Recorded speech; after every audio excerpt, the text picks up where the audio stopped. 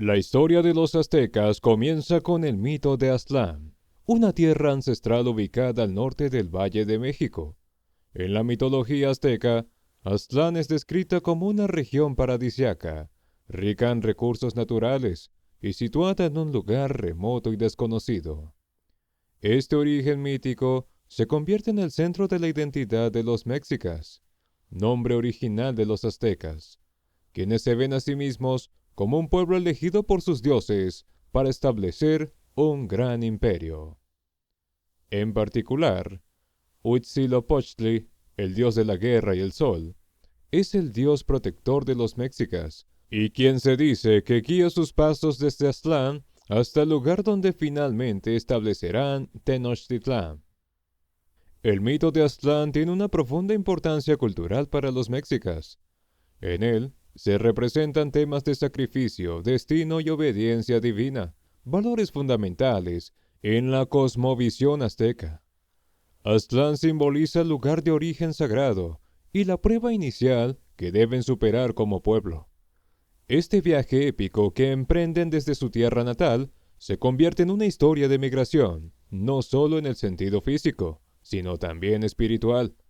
La leyenda narra cómo los mexicas son expulsados de Aztlán y deben someterse a un largo éxodo, durante el cual enfrentan numerosas pruebas impuestas por los dioses para demostrar su fuerza y lealtad.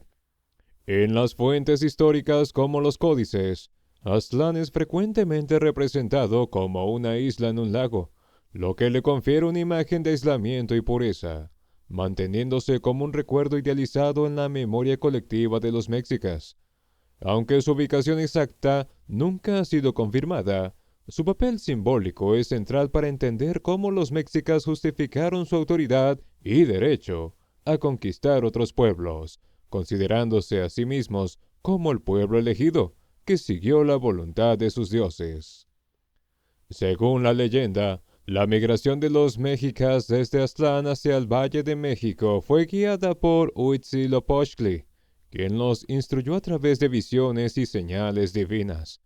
Este recorrido, que duró décadas, los llevó a través de varios territorios y les hizo pasar por diferentes ciudades y asentamientos, en los cuales los mexicas se enfrentaron a numerosas dificultades y desafíos.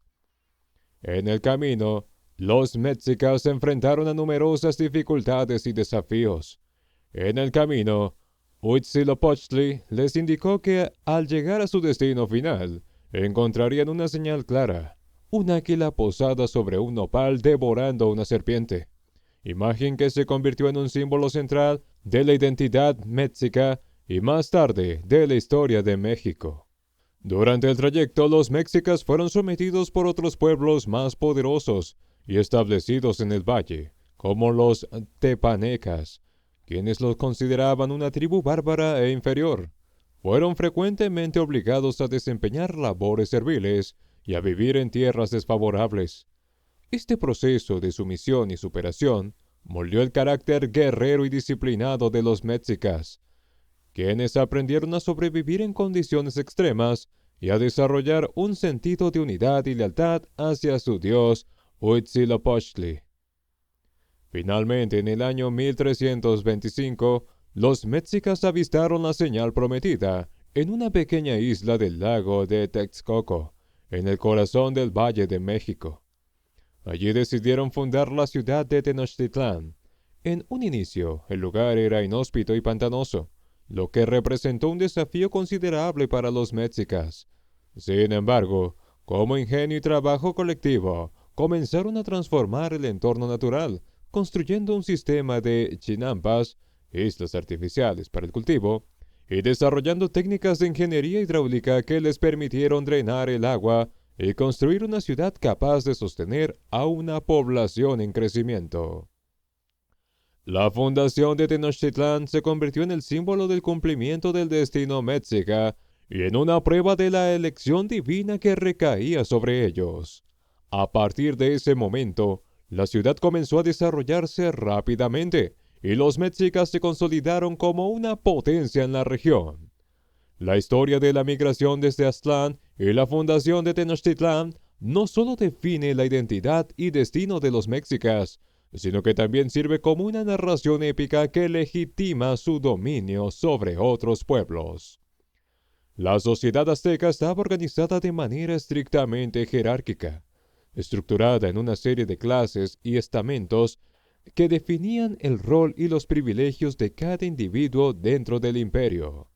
En la cúspide de esta organización se encontraba el Tlatoani, el gobernante supremo, seguido de una nobleza poderosa y una clase de sacerdotes que desempeñaban un papel esencial en los aspectos religiosos y culturales. Los guerreros, con su valor y habilidades, también ocupaban una posición elevada, mientras que en la base de la pirámide social se encontraban los campesinos, artesanos y comerciantes, quienes, aunque esenciales para la economía y la vida cotidiana de Tenochtitlán, tenían un estatus subordinado. El sistema de clases se basaba en el mérito y el linaje, a través de actos de valentía en batalla o contribuciones sobresalientes al imperio. Un individuo podía ascender en la jerarquía, aunque esta movilidad era limitada y en su mayoría favorecía a los guerreros y nobles. En general, la división de clases era rígida, lo que permitía mantener un orden y estabilidad que contribuían a la cohesión social y a la eficiencia del sistema político y militar azteca. Además, la sociedad se organizaba en torno a calpullis, unidades comunitarias que funcionaban como clanes familiares, a través de las cuales se administraban tanto la tierra como los recursos. Cada calpulli tenía responsabilidades propias y una relativa autonomía en aspectos de gestión local, pero debía rendir tributo y lealtad a la ciudad de Tenochtitlán. Este sistema permitía un balance entre la administración central y la organización local, promoviendo la lealtad y facilitando el control de las vastas poblaciones sometidas bajo el dominio azteca. El Tlatoani, o emperador azteca, era la figura de mayor autoridad dentro del imperio y se consideraba no solo un líder político, sino también una figura religiosa y militar. Como gobernante supremo, el Tlatoani tenía el deber de encabezar las campañas militares y expandir el territorio del imperio a través de conquistas y alianzas estratégicas. Era visto como el representante de los dioses en la tierra, y su mandato se percibía como una manifestación de la voluntad divina. La legitimidad de su poder se sustentaba en su habilidad para cumplir con los sacrificios y rituales religiosos que aseguraban el equilibrio cósmico y la prosperidad del imperio. El Tlatoani no actuaba solo, estaba rodeado de un consejo de nobles y asesores de confianza que le asistían en la toma de decisiones y la administración del Estado. Entre sus responsabilidades, el Tlatoani debía velar por la justicia y el orden, actuando como juez supremo en casos importantes y estableciendo leyes que regulaban tanto la vida social como económica. Este rol judicial también le permitía consolidar su poder al establecer precedentes y castigos que mantenían la obediencia y el respeto de sus súbditos. La sucesión del Tlatoani no era necesariamente hereditaria. Si bien la elección se hacía usualmente entre los miembros de la familia gobernante, el sucesor era elegido por el consejo de nobles y sacerdotes, quienes buscaban un líder capaz de cumplir con las exigencias del cargo y mantener el prestigio y poder del imperio. De esta manera, el sistema permitía cierta flexibilidad y aseguraba que el nuevo gobernante contara con el apoyo y respaldo de la nobleza. La nobleza azteca, conocida como Pipiltin, estaba compuesta por las familias de los gobernantes y altos funcionarios del imperio. Los Pipiltin ocupaban los cargos administrativos y militares más altos y eran responsables de la organización del ejército, la recaudación de tributos y la supervisión de los capullis. La nobleza también tenía acceso exclusivo a la educación en instituciones especiales llamadas Calmecac, donde se formaban para asumir roles de liderazgo y administración. Los Pipiltin, como clase privilegiada, recibían tierras y tributos, y poseían derechos y privilegios que los diferenciaban notablemente del resto de la población. Los guerreros aztecas ocupaban una posición importante en la sociedad, ya que el imperio se expandía principalmente a través de la conquista. Los guerreros eran honrados y respetados, y la valentía en el campo de batalla era un camino hacia la movilidad social. Había varias órdenes de guerreros, entre ellas los jaguares, Caoltli, y las águilas, Otomí, cada una con su propia jerarquía y sistema de insignias y premios. Los guerreros exitosos, aquellos que capturaban prisioneros para los sacrificios, podían ascender en la sociedad, recibir tierras y acumular riquezas y poder. Además, el entrenamiento militar era riguroso y se iniciaba desde temprana edad en el Telpochcalli, la escuela donde los jóvenes se formaban para servir al imperio. Los sacerdotes aztecas o tlamacasque desempeñaban funciones esenciales en la vida religiosa y espiritual de la sociedad azteca. Eran los encargados de realizar los rituales, sacrificios y ceremonias que mantenían la armonía con los dioses, función considerada vital para el bienestar del imperio. Los sacerdotes también supervisaban el calendario ritual, organizaban festividades religiosas y actuaban como consejeros del Tlatoani. El papel de los sacerdotes no solo era espiritual, su influencia se extendía al ámbito político, ya que tenían la responsabilidad de interpretar los mensajes divinos y prever los eventos a través de señales y augurios.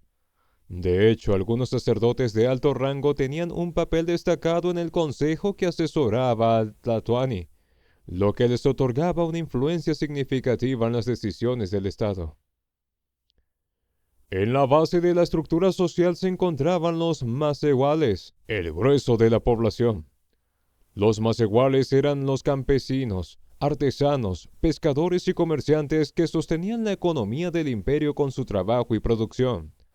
Aunque de estatus inferior, tenían derechos en cuanto a la posesión de tierras comunales, las cuales trabajaban y podían heredar a sus descendientes. A cambio, debían pagar tributos en forma de bienes y servicios y prestar servicio militar cuando se les requería.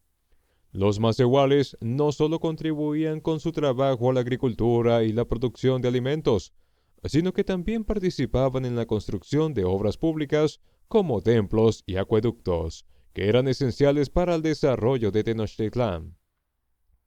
A pesar de su posición subordinada, los macehuales tenían la posibilidad de mejorar su estatus social a través de la valentía en la guerra, aunque estos casos eran poco frecuentes. Además, los macehuales se organizaban en calpullis, donde compartían la propiedad de la tierra y la ayudaban a administrar de forma comunal. Este sistema promovía un sentido de comunidad y cooperación entre ellos, y a su vez aseguraba que las necesidades de cada calpulli estuvieran satisfechas. La religión azteca estaba profundamente influenciada por su vasta mitología y su panteón de dioses, quienes se representaban diversos aspectos de la naturaleza, la vida y la muerte. Los aztecas veían el universo como un campo de fuerzas en constante conflicto y renovación, y sus dioses reflejaban esta lucha entre la vida y la muerte, la creación y la destrucción. Entre las deidades más importantes se encontraba Huitzilopochtli, dios de la guerra y del sol, que era considerado el protector de los mexicas y el guía en su migración desde Aztlán hasta la fundación de Tenochtitlán. Huitzilopochtli simbolizaba el poder del sol en su combate diario contra la oscuridad, por lo que requería sacrificios humanos para sostener su lucha y mantener el equilibrio cósmico. Otro de los dioses más venerados era Quetzalcóatl, la serpiente emplumada. Quetzalcóatl era una deidad de la sabiduría, la creación y el conocimiento, que también estaba asociado con la agricultura y la fertilidad. Su figura simbolizaba la unión de fuerzas opuestas, la tierra, representada por la serpiente, y el cielo, las plumas. Según la leyenda, Quetzalcóatl trajo a los humanos el maíz y los conocimientos necesarios para vivir en armonía con la naturaleza. Su culto era compartido por varias culturas mesoamericanas, y su imagen como un dios bondadoso contrastaba con la figura marcial de Huitzilopochtli. Tlaloc, dios de la lluvia y del agua, era esencial para los ciclos agrícolas. Su influencia era crucial en una sociedad que dependía de la agricultura para su supervivencia. Tlaloc era asociado con la fertilidad de la tierra, los relámpagos y las tormentas. En sus representaciones se le muestra con rasgos aterradores, ya que era también una deidad temida. Se creía que su enojo podía manifestarse en forma de tormentas destructivas o sequías. La adoración a Tlaloc involucraba ceremonias para asegurar las lluvias y las buenas cosechas. Otro dios de gran importancia era Tezcatlipoca, dios del cielo nocturno, la discordia y la transformación. Tezcatlipoca, cuyo nombre significa espejo humeante, representaba el misterio, la fuerza impredecible y los aspectos oscuros de la vida y la naturaleza humana. Se le consideraba un dios cambiante, capaz de traer prosperidad o caos según su voluntad. En las ceremonias dedicadas a Tezcatlipoca, se buscaba reconciliarse con esta figura impredecible para evitar desgracias. Xipe-Totec, nuestro Señor el Desarrollado, era una deidad de la renovación y el cambio. Este dios estaba vinculado a la primavera y a los ciclos de regeneración, pues simbolizaba la renovación de la vida a través del sacrificio. La imagen de Xipe-Totec, con la piel desarrollada, reflejaba el ciclo de muerte y resurrección que se observa en la naturaleza. El viejo mundo da paso a uno nuevo y la vida surge de la muerte. La religión azteca integraba un complejo sistema de rituales y sacrificios que reflejaban su cosmovisión y el papel de los dioses en la perpetuación del universo. Uno de los aspectos más conocidos y a la vez controvertidos de la religión azteca era el sacrificio humano, considerado indispensable para preservar el equilibrio cósmico. Según la creencia azteca, los dioses habían sacrificado partes de sí mismos para crear el mundo y darle vida a la humanidad, por lo que los seres humanos tenían la obligación de devolver la energía divina a través de los sacrificios. El sacrificio humano era visto como un acto de reciprocidad y entrega hacia los dioses. Los prisioneros de guerra eran los principales sujetos de sacrificio, y la captura de enemigos para este propósito se convirtió en uno de los objetivos fundamentales de las campañas militares aztecas.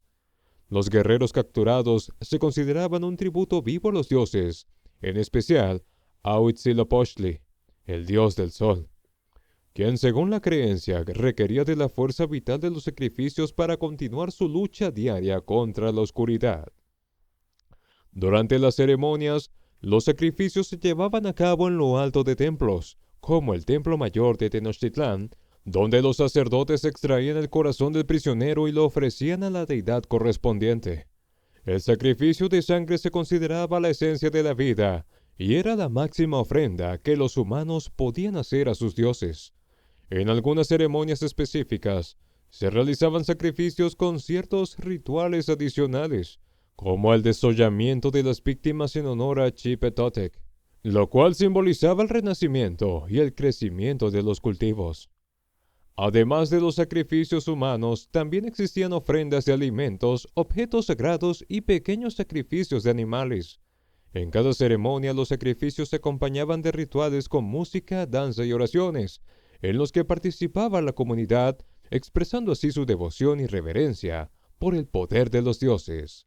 Estos rituales reafirmaban la cohesión social y mantenían la conexión entre el pueblo y el mundo sagrado. La religión azteca también estaba intrínsecamente ligada al tiempo, el cual se organizaba mediante un calendario ritual y agrícola que regía la vida cotidiana, las ceremonias religiosas y las actividades agrícolas. Los aztecas utilizaban dos calendarios distintos, el Tonalpohualli y el Xiuhpohualli, que trabajaban en ciclos interrelacionados. El Tonalpohualli, o conteo de los días, era un calendario ritual de 260 días que dividía el tiempo en ciclos de 13 días, cada uno asociado con una deidad y una serie de signos y numeraciones. Este calendario se usaba para determinar los días propicios para realizar ceremonias, sacrificios y otros rituales religiosos. Los sacerdotes interpretaban el Tonalpohualli para prever eventos y augurios, ya que cada día tenía una carga simbólica y energética que influía en los asuntos humanos y en la relación con los dioses. Este calendario formaba la base de la vida espiritual y daba orientación sobre las actividades importantes para el equilibrio cósmico. El Xiupohualli, en cambio, era un calendario solar de 365 días dividido en 18 meses de 20 días, más 5 días adicionales al final del ciclo, conocidos como Nemontemi, que se consideraban días de mala suerte. El Xiupohualli regía la vida agrícola y organizaba los tiempos de siembra y cosecha, así como las festividades y ceremonias estacionales. Cada mes estaba dedicado a una deidad particular y contenía una serie de rituales específicos para pedir la protección de los dioses sobre las cosechas, la fertilidad de la tierra y la abundancia en las próximas estaciones. Cada 52 años ambos calendarios se alineaban en un ciclo mayor, evento que se celebraba con la ceremonia del Fuego Nuevo. Durante esta ceremonia se apagaban todas las luces y fuegos en Tenochtitlán, y los habitantes esperaban en la oscuridad hasta que los sacerdotes encendieran un nuevo fuego en el pecho de una víctima sacrificada. Este acto simbolizaba la renovación del mundo y aseguraba que el ciclo de vida continuaría, previniendo la destrucción de la humanidad. El Fuego Nuevo era una ceremonia de extrema importancia, pues marcaba la continuidad de la existencia y reafirmaba el compromiso de los aztecas con los dioses. A través de su calendario ritual y agrícola, los aztecas mantenían un equilibrio entre el tiempo sagrado y el tiempo cotidiano. Esta estructura temporal era más que un sistema de organización, era la base de su relación con el universo y sus creencias, pues cada fecha y ceremonia reafirmaban el orden cósmico que sustentaba la existencia misma de la sociedad azteca. Tenochtitlán, la capital del Imperio Azteca, fue una de las ciudades más impresionantes y avanzadas de la época prehispánica, con un diseño que combinaba arquitectura, ingeniería hidráulica y urbanismo adaptado a las condiciones naturales de su entorno. Fundada en una isla en el lago Texcoco en 1325, la ciudad fue construida con un propósito simbólico y estratégico. Los aztecas creían que este lugar había sido elegido por Huitzilopochtli, su dios de la guerra y el sol, lo que le confería un carácter sagrado y lo convertía en el centro religioso y político del imperio. La ciudad estaba dividida en 4 sectores o calzadas principales, orientadas hacia los puntos cardinales que simbolizaban la organización del universo en la cosmovisión azteca. En el centro de Tenochtitlán se encontraba el Templo Mayor, una estructura imponente de doble templo dedicada a Huitzilopochtli y Tlaloc, los dioses del sol y la lluvia respectivamente. El Templo Mayor no solo era el eje ceremonial de la ciudad, sino también un espacio donde se llevaban a cabo sacrificios y rituales cruciales para la vida espiritual y el equilibrio cósmico de los aztecas. Alrededor de esta estructura central se ubicaban otras edificaciones religiosas, palacios y espacios de gobierno. El diseño de Tenochtitlán aprovechaba la disposición insular para facilitar la defensa de la ciudad y aprovechar los recursos naturales del lago. Una serie de calzadas elevadas conectaban la ciudad con la orilla del lago y permitían el flujo de personas, mercancía y tributos que llegaban de las provincias del imperio.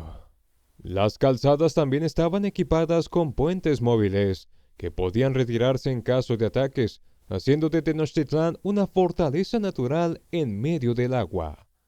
Las calles y canales de la ciudad estaban trazados de forma geométrica, organizados de manera que los canales permitían el transporte en canoas.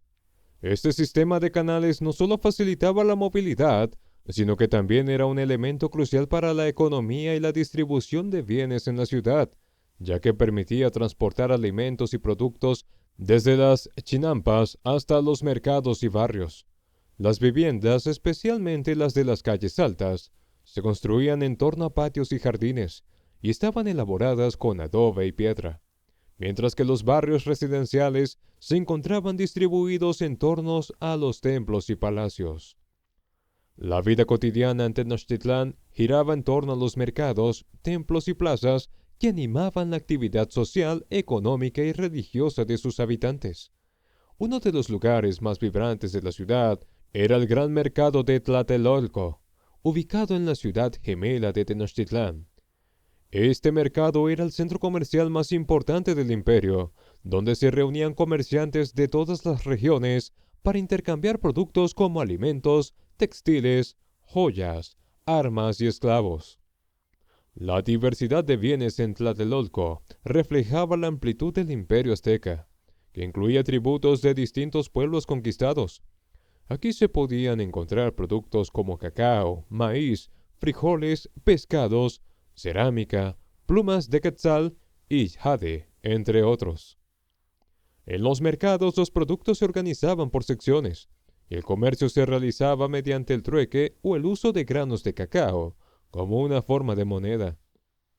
Los mercaderes llamados pochtecas desempeñaban un rol fundamental en la economía azteca, ya que no solo facilitaban el comercio, sino que también actuaban como espías emisarios del Tlatoani, extendiendo la influencia política y comercial de Tenochtitlán en regiones lejanas. Los templos, por su parte, eran el núcleo de la actividad religiosa.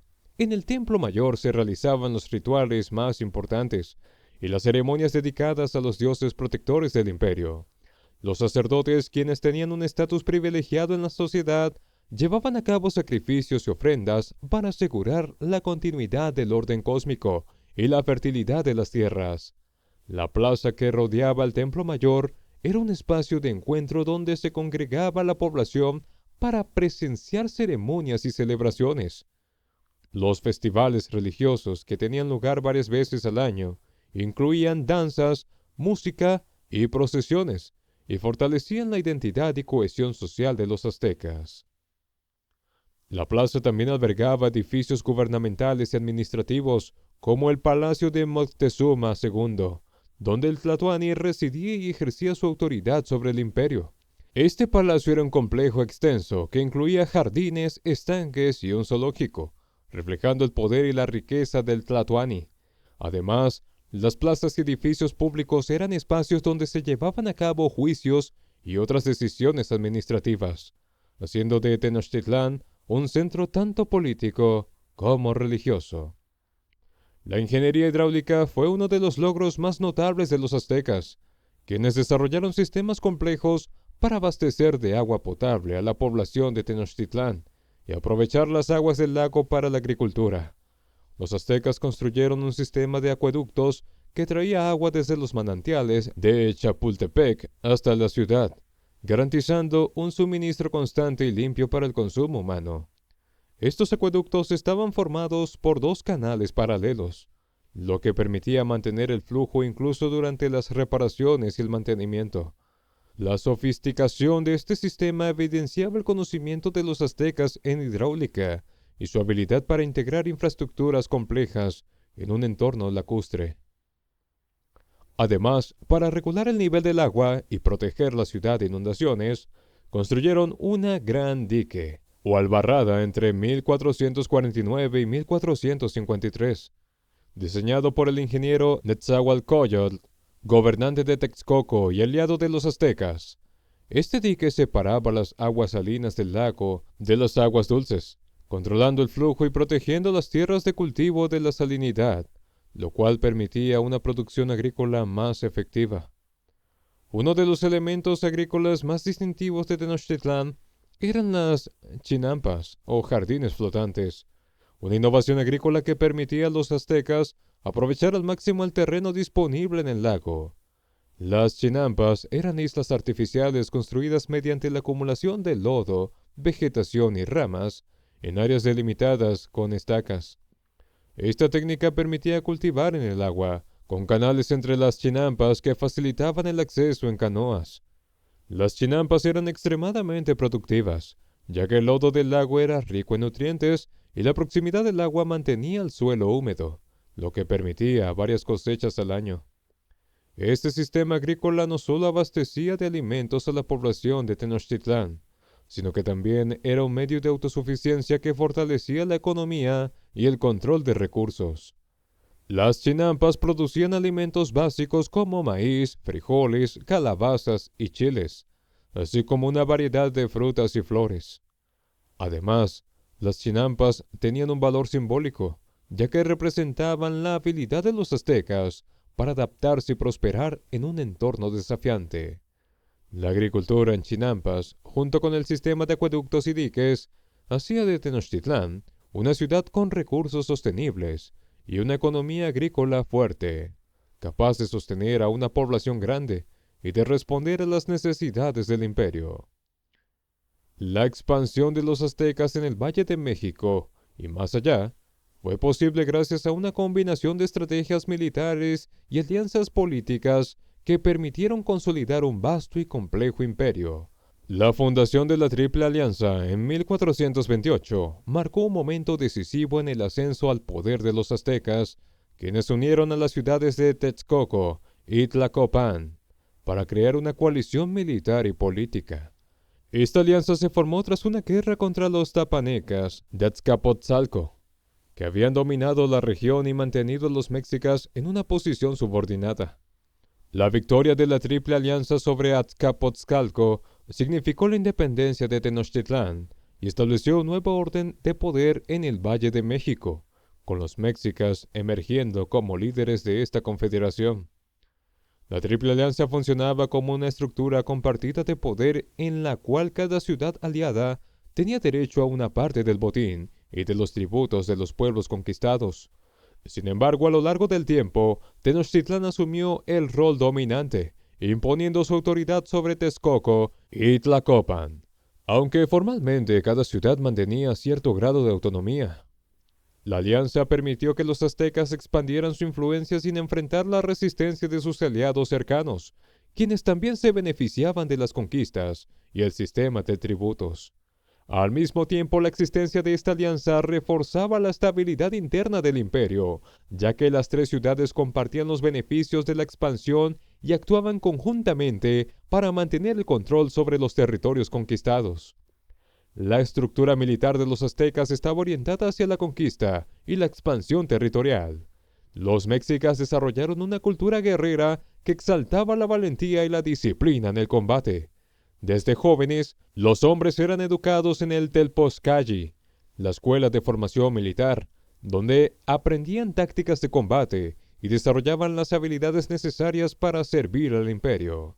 El entrenamiento militar no solo tenía un valor práctico, sino también un componente religioso, ya que el sacrificio en combate y la captura de prisioneros para sacrificios a los dioses eran vistos como actos de devoción. El ejército azteca utilizaba armas como macuahuitl, una espada de madera con filos de obsidiana, lanzas, arcos y flechas, y estaba compuesto por guerreros de diferentes rangos, entre los que se destacaban los guerreros jaguar y águila. Estos guerreros formaban órdenes de élite dentro del ejército y tenían funciones estratégicas en el campo de batalla. Las tácticas militares aztecas incluían emboscadas, ataques sorpresas y el uso de tropas auxiliares, generalmente reclutadas de los pueblos subyugados, quienes aportaban tanto soldados como recursos. El control territorial del Imperio Azteca no se basó únicamente en la ocupación militar directa, sino en una relación compleja de dominación indirecta mediante el sistema de tributos. En lugar de imponer su presencia militar en cada territorio, los aztecas establecían acuerdos con los pueblos conquistados, quienes debían rendir tributo periódico a Tenochtitlán. Este tributo podía consistir en productos agrícolas, bienes manufacturados, materiales preciosos o incluso prisioneros destinados a sacrificios. Los pueblos sometidos mantenían un grado de autonomía en sus asuntos internos, siempre y cuando cumplieran con sus obligaciones de tributo y no intentaran rebelarse contra la autoridad azteca. La recaudación de tributos se realizaba mediante una organización meticulosa y supervisada por funcionarios llamados calpixques, quienes visitaban las provincias y recolectaban los bienes según lo estipulado por los acuerdos de vasallaje. Estos tributos permitían a Tenochtitlán acumular grandes cantidades de recursos y mantener una economía próspera y autosuficiente. Además, el tributo era una forma de demostrar lealtad y sumisión al poder central azteca. Los pueblos que no cumplían con sus obligaciones eran castigados severamente mediante represalias militares, y sus líderes podían ser reemplazados por gobernantes favorables al régimen azteca. Los aztecas también fomentaban la cooperación de los pueblos conquistados al permitir que algunos de ellos mantuvieran sus costumbres, lenguas y creencias, mientras no entraran en conflicto con las demandas de Tenochtitlán. La tolerancia hacia las particularidades culturales de cada región facilitaba el control social y político, ya que los pueblos sometidos no percibían la dominación azteca como una amenaza directa a su identidad cultural. Sin embargo, a través de la religión y la integración en el sistema de tributos, los aztecas lograron difundir sus símbolos y valores, promoviendo una forma de hegemonía cultural que consolidaba su poder en toda Mesoamérica.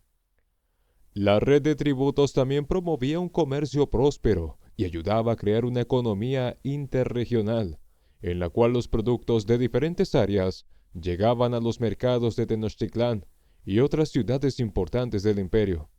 Los productos tributados eran distribuidos en ocasiones entre los nobles y guerreros que habían participado en las campañas de conquista, mientras que otros se almacenaban en Tenochtitlán para futuras necesidades del Estado o para ser redistribuidos en épocas de escasez.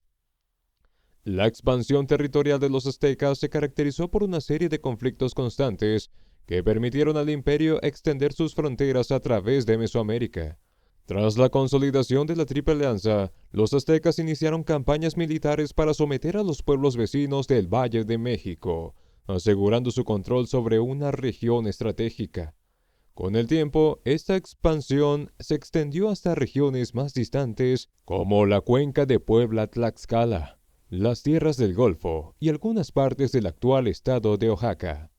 La necesidad de capturar prisioneros para los sacrificios religiosos y de mantener el flujo de tributos motivó en gran medida la expansión territorial y los conflictos militares.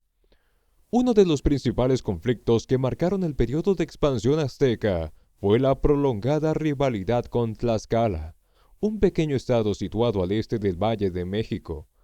Tlaxcala, a pesar de estar rodeado por territorios aztecas, resistió la dominación del imperio gracias a su fuerte tradición guerrera y su posición estratégica. Las Guerras Floridas, Xochitl, fueron conflictos situados que enfrentaron a los aztecas con Tlaxcala y otros pueblos de la región, permitiendo a ambos bandos capturar prisioneros para los sacrificios. Sin embargo, estas guerras también se convirtieron en una fuente constante de tensión y permitieron que Tlaxcala se mantuviera como un territorio independiente, convirtiéndose en un enemigo tradicional de Tenochtitlán. Otro frente de expansión importante fue la región de la costa del Golfo, rica en recursos como algodón, cacao y jade, productos altamente valorados en la sociedad azteca. Las campañas en esta zona permitieron a los aztecas asegurar el acceso a estos bienes y consolidar una red de comercio que vinculaba al imperio con regiones más lejanas.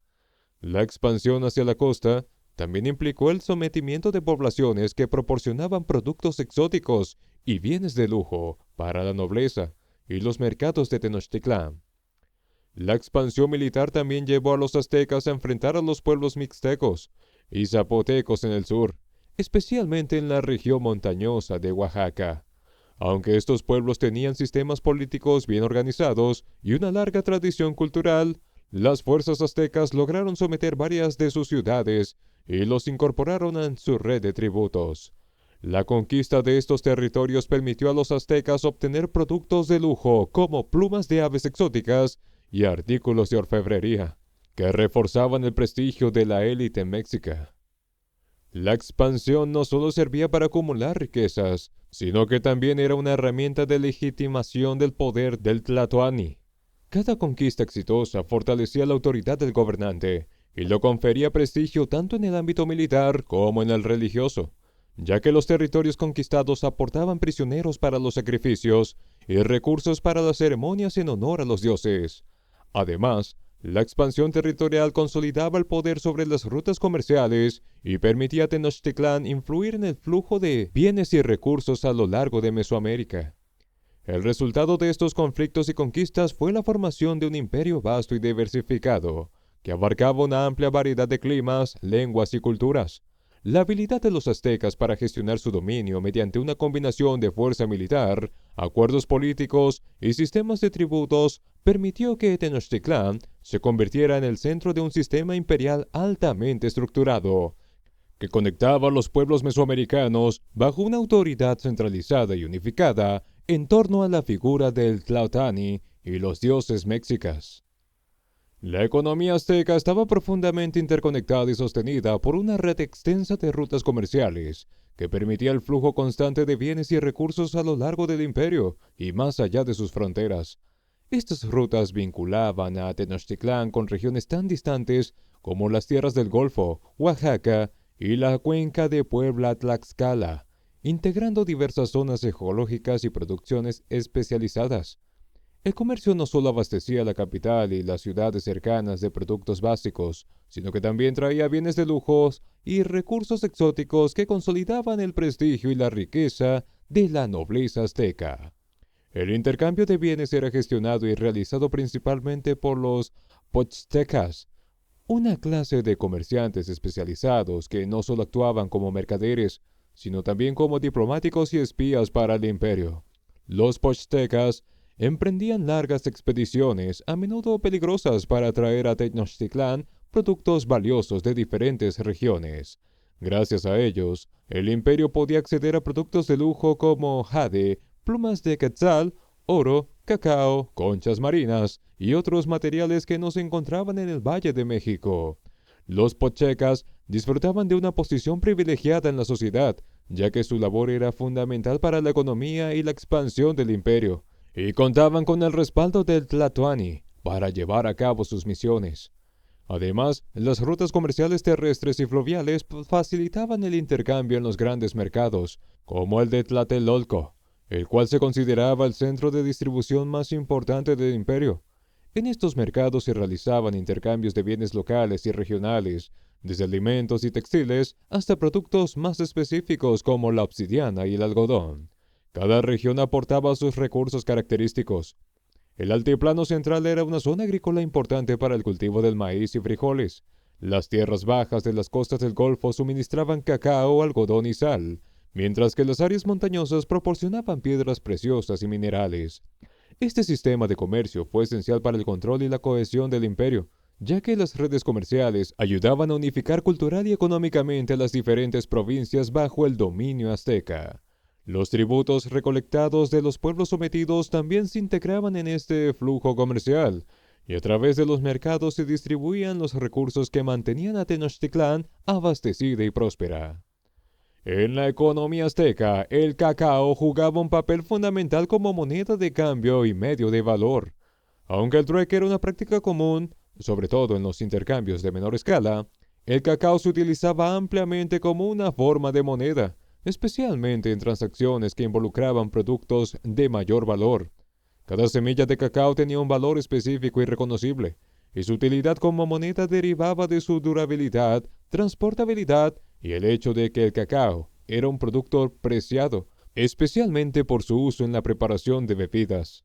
El cacao era cosechado en las regiones cálidas y húmedas del sur y del este del imperio, particularmente en las tierras bajas de la costa del Golfo y en el Soconusco, lo que lo convertía en un producto exótico y valioso en el Valle de México. Los comerciantes traían grandes cantidades de cacao a Tenochtitlán, y estas semillas eran intercambiadas en los mercados y también guardadas en los almacenes del Tlatoani como reserva de riqueza. La nobleza y los guerreros de alto rango solían recibir cacao como parte de sus pagos y compensaciones por sus servicios al imperio. El cacao no solo se utilizaba en las transacciones cotidianas, sino que también era empleado para adquirir productos de lujo y bienes difíciles de conseguir. Por ejemplo, una capa de algodón de buena calidad podía costar alrededor de 100 granos de cacao, mientras que una pieza de oro o jade, mucho más valiosa, requería varias centenas. En ocasiones el cacao se mezclaba con otros objetos de valor simbólico, como cuerdas de jade o plumas, en intercambios rituales o en donaciones a templos y deidades. Además, el uso del cacao como moneda refleja la sofisticación de la economía azteca y su capacidad para desarrollar un sistema monetario flexible que complementaba al trueque y permitía el intercambio eficiente de bienes. Esta práctica también facilitaba el comercio con regiones más lejanas que compartían el valor del cacao como moneda. El hecho de que las semillas de cacao fueran tan valoradas hizo que su cultivo fuera prioritario en las tierras bajas, donde se implementaron tributos especiales para garantizar un flujo constante de cacao hacia el centro del imperio. La economía azteca dependía en gran medida de una serie de productos clave que sostenían tanto la vida cotidiana como el desarrollo de actividades especializadas. Entre estos recursos, el maíz era fundamental. Este cereal era la base de la dieta azteca y constituía el alimento principal de todas las clases sociales. Los aztecas cultivaban diferentes variedades de maíz adaptadas a las condiciones climáticas y al suelo, y lo empleaban para elaborar tortillas, tamales, atoles y otros alimentos. Además del maíz, el frijol y el chile eran elementos indispensables de la alimentación, proporcionando proteínas y nutrientes esenciales. La combinación de estos tres alimentos, maíz, frijol y chile, constituía la trinidad agrícola que permitía a la población mantenerse saludable y bien nutrida. Otro recurso clave en la economía azteca eran los textiles, especialmente aquellos hechos de algodón, que eran considerados productos de lujo. El algodón no se cultivaba en el Valle de México, debido a su clima templado, sino que provenía de las tierras bajas y cálidas, como las regiones costeras del Golfo y el Soconusco. Las mantas y vestimentas de algodón eran símbolos de estatus, y a menudo formaban parte de los tributos que los pueblos conquistados debían entregar a Tenochtitlán. La elaboración de textiles de alta calidad estaba reservada a los artesanos especializados, quienes producían telas que eran teñidas y decoradas con patrones distintivos. Las clases altas utilizaban estas prendas lujosas como muestra de su posición social, y el algodón mismo se intercambiaba como un bien de gran valor en los mercados. La obsidiana, una piedra volcánica de gran dureza y capacidad de ser afilada con precisión, era otro recurso fundamental. La obsidiana era extraída de minas cercanas al Valle de México, como las de Pachuca, y eran empleadas en la fabricación de armas, herramientas y objetos ceremoniales. Los guerreros aztecas utilizaban armas de obsidiana, como el macualhuit, una espada de madera incrustada con cuchillas de obsidiana, que podía infligir graves heridas en combate. La calidad y el brillo de la obsidiana también la hacían deseable para la elaboración de adornos y espejos, los cuales eran utilizados por la nobleza y en ceremonias religiosas. Además de estos recursos, el jade, las plumas de aves exóticas y otros materiales preciosos se encontraban entre los productos de lujo que circulaban en el comercio y que simbolizaban poder y prestigio. Las plumas, especialmente las de quetzal, eran apreciadas por su color y rareza, y se utilizaban en la elaboración de tocados y adornos destinados a la élite. Estos productos no eran de primera necesidad, pero reforzaban la jerarquía social al diferenciar a la nobleza y a los sacerdotes del resto de la población. Estos productos y recursos clave sostuvieron la economía azteca y permitieron que Tenochtitlán se consolidara como un centro de comercio regional. La producción y el intercambio de estos bienes no solo satisfacía las necesidades básicas de la población, sino que también promovían una economía diversificada y una organización social compleja, basada en el flujo constante de productos y tributos hacia la capital del imperio. Arte y cultura, arquitectura y símbolos en los templos y esculturas. La arquitectura azteca se destacó por su monumentalidad y sus elementos simbólicos, reflejando la profunda religiosidad y visión cósmica de esta civilización. En el corazón de cada ciudad azteca, y especialmente en Tenochtitlán, se erigían templos imponentes dedicados a las deidades principales, siendo el templo mayor la estructura más representativa. Este templo de doble adoratorio estaba consagrado a Huitzilopochtli, dios de la guerra y el sol, y a Tlaloc, dios de la lluvia y la fertilidad. La forma piramidal del templo mayor simbolizaba el cerro sagrado, un elemento común en la arquitectura mesoamericana, que representaba la conexión entre el cielo, la tierra y el inframundo.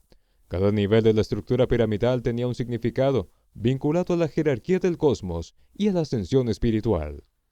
Las fachadas de estos templos estaban decoradas con símbolos religiosos y mitológicos.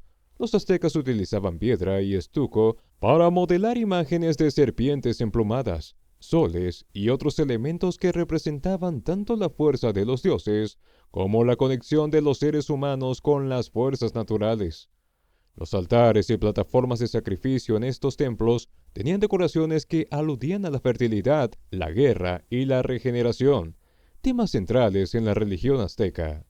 La escultura azteca, a su vez, complementaba esta arquitectura, plasmando imágenes de deidades y figuras simbólicas en piedra. Las esculturas de Coyolxauhqui, la hermana de Huitzilopochtli, y la de Tlaltecuhtli, la diosa de la tierra, destacaban por su intrincado trabajo en relieve y su representación de mitos fundamentales. La escultura monumental azteca no solo adornaba los templos, sino que también cumplía una función educativa y espiritual. Al transmitir las historias de los dioses y el destino de los humanos a través de su iconografía, estas esculturas solían estar ubicadas en lugares estratégicos, como las escalinatas y plazas, donde los ciudadanos podían observarlas y comprender los mensajes religiosos y morales que contenían.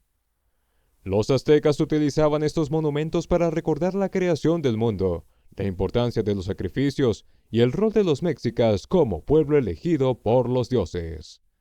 Literatura y códices, importancia de los relatos y conocimientos pictográficos. La literatura azteca estaba íntimamente ligada a su tradición oral y a los relatos míticos que explicaban el origen del mundo y las enseñanzas de los dioses. Los poetas y sabios aztecas, conocidos como Tlamatinime, eran los encargados de componer y transmitir cantos, himnos y relatos épicos que celebraban a las deidades y recordaban las hazañas de los gobernantes y guerreros. Esta literatura tenía un carácter filosófico y religioso, expresando conceptos sobre la naturaleza efímera de la vida, la búsqueda de la verdad y la relación entre los humanos y el cosmos.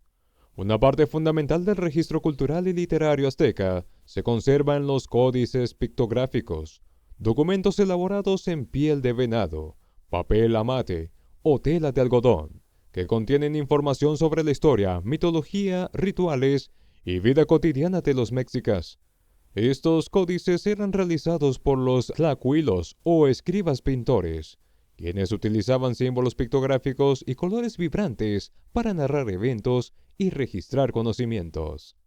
La escritura pictográfica de los aztecas combinaba imágenes con glifos fonéticos, permitiendo que los códices fueran una fuente de información visual rica y compleja, aunque no completamente fonética como las escrituras de otros pueblos.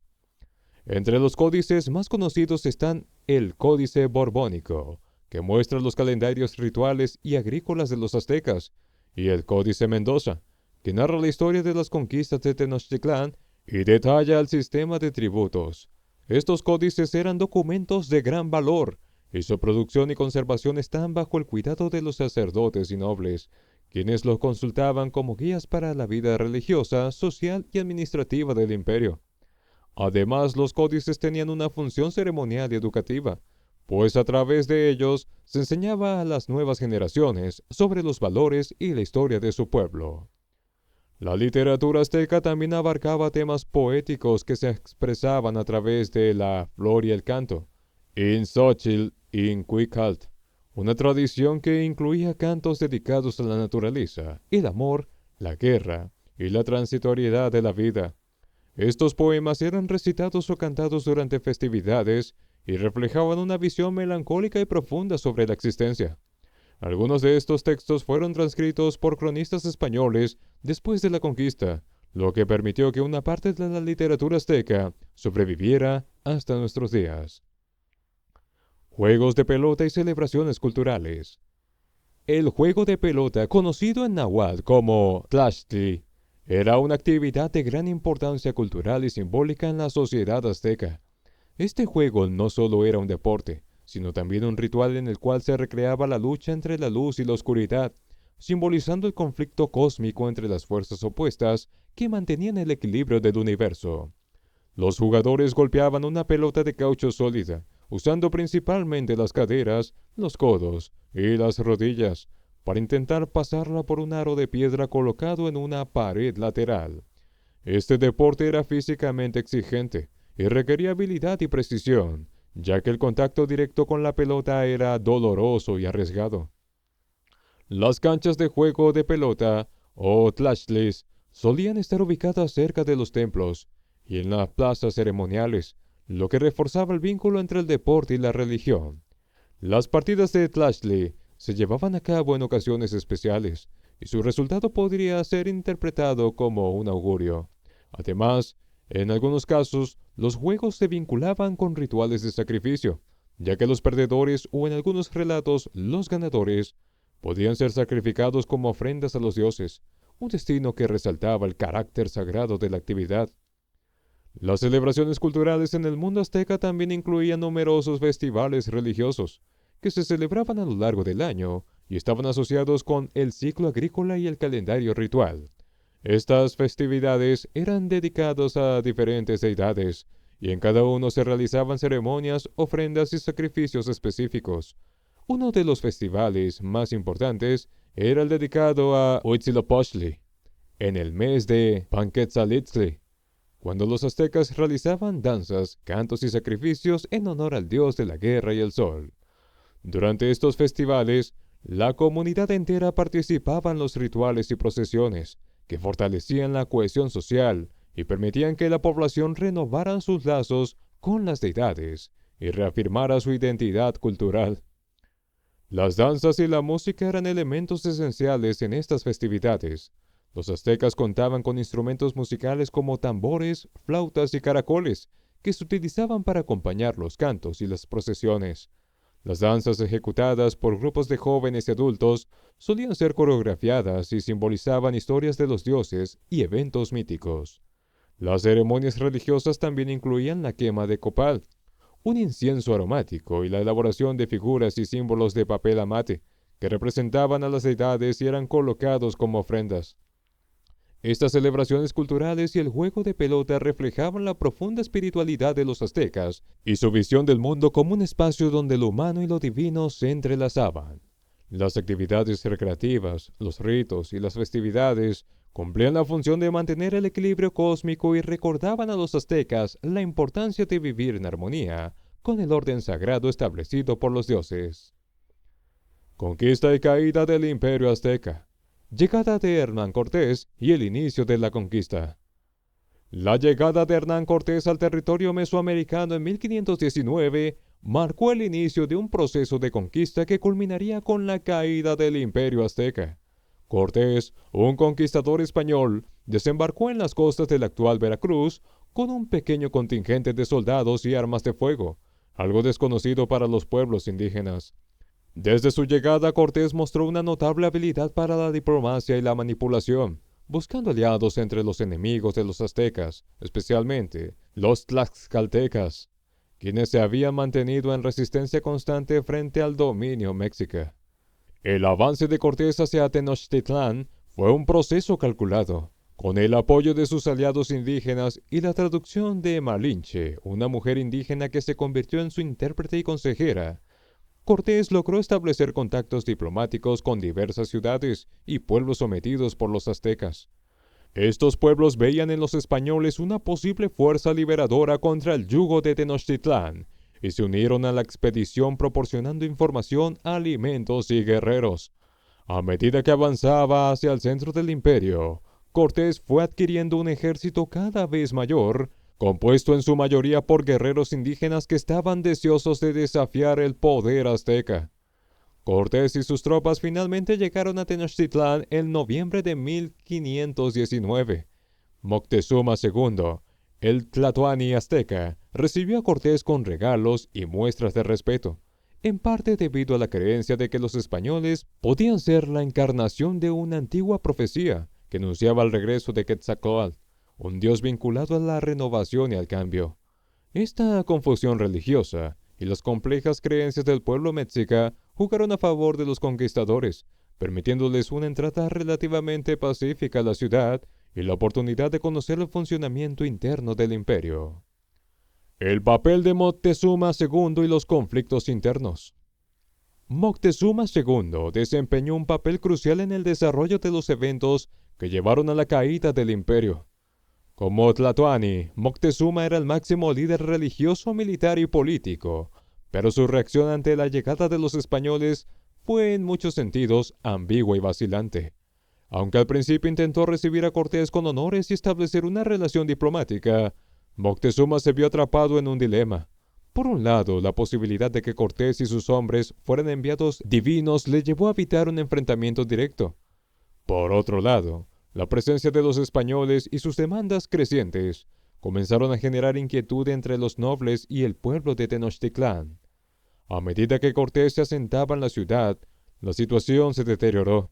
Los españoles, motivados por su ambición de riqueza, tomaron a Moctezuma como rehén en su propio palacio, exigiendo oro y sometiéndolo a su control.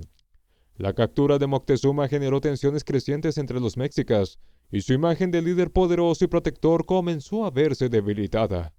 Muchos de sus súbditos y nobles comenzaron a dudar de su liderazgo y a cuestionar su falta de acción frente a los extranjeros. Durante este tiempo surgieron conflictos internos en Tenochtitlán, exacerbados por la arrogancia de los españoles y sus abusos hacia los templos y la población. La situación se agravó cuando, en ausencia de Cortés, quien había salido de Tenochtitlán para enfrentar a una expedición enviada desde Cuba para apresarlo, el capitán español Pedro el Alvarado ordenó una masacre en el Templo Mayor durante la celebración de una importante ceremonia religiosa. Este acto desencadenó una violenta revuelta de los mexicas contra los invasores y culminó en la Noche Triste, en la cual los españoles y sus aliados indígenas fueron expulsados de la ciudad, sufriendo grandes bajas. La captura y posterior muerte de Moctezuma durante este levantamiento debilitó aún más la estructura de poder de Tenochtitlán, y su sucesor, Cuitláhuac, asumió el liderazgo con la difícil tarea de reorganizar la resistencia frente a la amenaza creciente de los conquistadores y sus aliados indígenas. Aunque Cuitláhuac intentó repeler a los españoles, una serie de factores como la propagación de enfermedades y el número cada vez mayor de aliados de Cortés dificultaron la defensa del imperio. Impacto de las enfermedades traídas por los europeos y la caída de Tenochtitlán. Uno de los factores determinantes en la caída del imperio azteca fue el impacto devastador de las enfermedades traídas por los europeos, especialmente la viruela. Esta enfermedad desconocida en el continente americano se propagó rápidamente entre la población indígena, quienes no tenían inmunidad contra ella. La viruela causó una mortalidad sin precedentes, debilitando no solo la población de Tenochtitlán, sino también las comunidades aliadas y las fuerzas militares del imperio. La propagación de la viruela ocurrió durante el mandato de Cuitláhuac, quien también fue víctima de la enfermedad. Esto creó un vacío de poder y generó una crisis interna, ya que los líderes y guerreros morían en grandes números y no había suficiente fuerza para defender la ciudad de los constantes ataques españoles. Esta epidemia redujo drásticamente la población de Tenochtitlán y los territorios circundantes, paralizando la economía, desorganizando las instituciones y generando un ambiente de desesperación y resignación en la sociedad mexica. Finalmente, en 1521, tras meses de asedio y enfrentamientos, Cortés y sus aliados indígenas lanzaron un ataque decisivo contra una debilitada Tenochtitlán. Cortés empleó tácticas de bloqueo, cortando el suministro de agua y alimentos a la ciudad, lo que forzó a los mexicas a una posición desesperada. Los combates fueron intensos y prolongados, con los mexicas defendiendo hasta el último rincón de su capital. Sin embargo, la combinación de la superioridad armamentística de los españoles, el apoyo de miles de guerreros indígenas enemigos de los aztecas y las secuelas de la viruela llevaron a la caída de Tenochtitlán el 13 de agosto de 1521, marcando el fin del Imperio Azteca.